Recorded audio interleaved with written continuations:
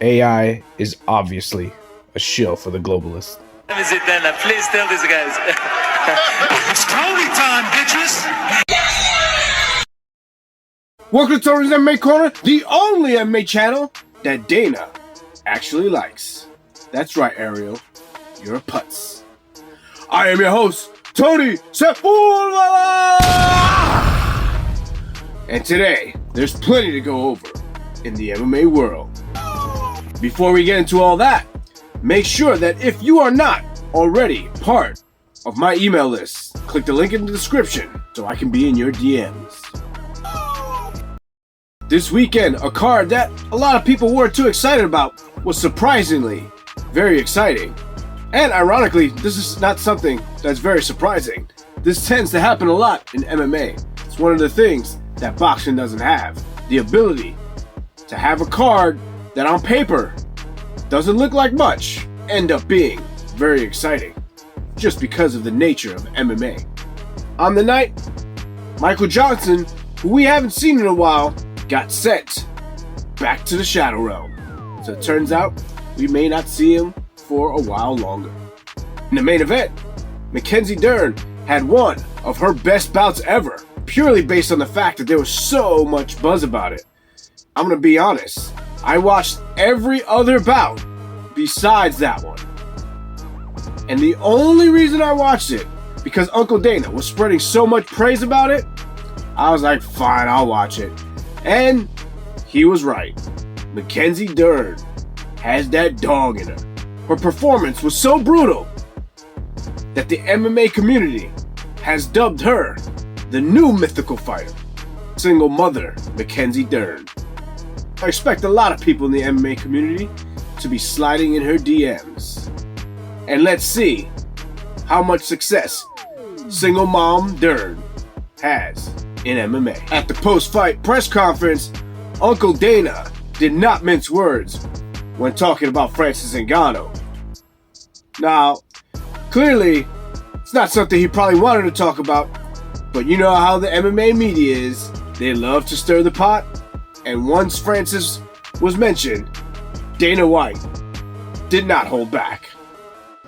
Pay a guy not to fight for a year, and it's already been like 18 months.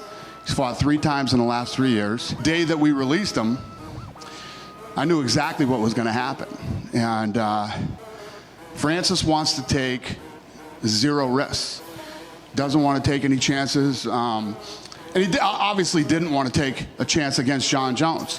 And after we saw what happened with Cyril Gane, you know, I don't blame him. Ooh. Tell him how you feel, Dana. Another gentleman he did not hold back on was Aljamain Sterling. That's right. Dana White, when asked, is Aljamain actually fighting in August, or whenever they announced that fight, in Boston with Sean O'Malley, he said Aljamain absolutely is, even though Aljamain says he's not. It looks like Dana White is swinging his big Dana dong and calling the shots. It has been reported that Tony Ferguson is making a quick turnaround after his bout with a flip pickup truck going on to fight Bobby Green. Now this matchup is very interesting. Seems like a very winnable matchup for Tony Ferguson, who has been on one hell of a downfall.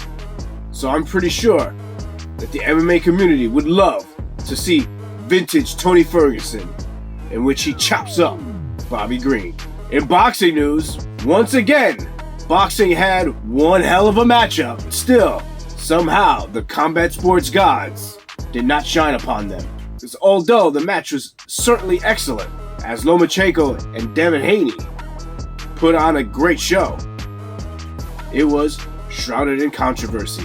Apparently, a great deal of people thought Lomachenko won that bout, including myself. But it turns out, we don't know shit about boxing. As the judges said, Haney won that unanimously. It's a shame, because boxing has put on some great matches in the last couple of months, with Davis and Garcia, Haney and Lomachenko. I hope they continue this way, because before these bouts, the bouts we were talking about mostly involved YouTubers. To cap off today's episode, we're going to talk about some good old Brazilian Jiu Jitsu. It's been a while as Gordon Ryan has not been very active. And let's face it, he's the one that always seems to get any interest in the BJJ world. And apparently, once again, he's dying.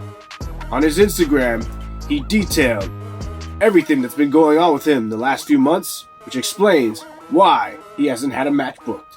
To paraphrase, he's basically had a bout of strep that's re-aggravated his tum-tum. Clearly, there's a lot of speculation that his admitted use of PEDs contributed to his health problems. Or at least, that's what his haters hope. Grappling is a lot more fun when Gordon's around.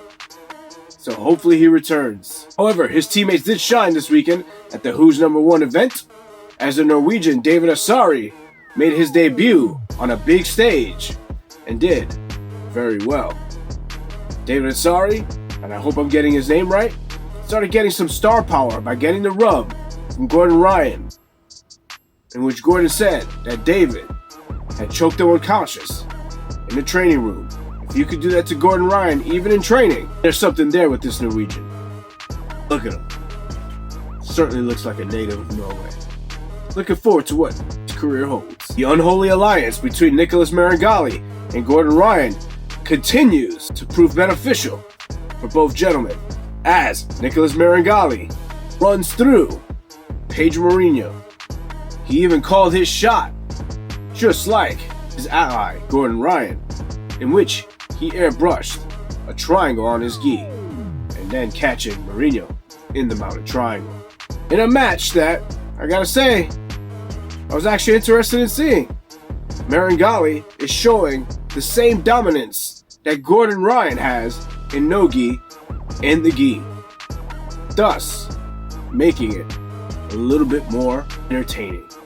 Unless you practice Jiu Jitsu, gi Jiu Jitsu is certainly not the most spectator-friendly sport. And for those of you that may not know what gi Jiu Jitsu is, I'll explain it. Gi Jiu Jitsu is when you put on pajamas so that you can grapple. You then scissor legs looking for an advantage.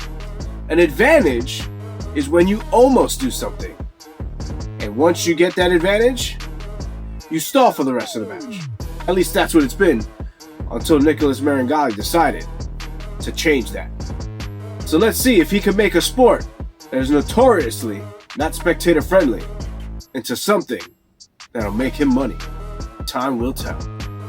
Well guys, that's it for me. As always, I'll see you guys next time on Tony's MMA Corner. I can be in your DMs.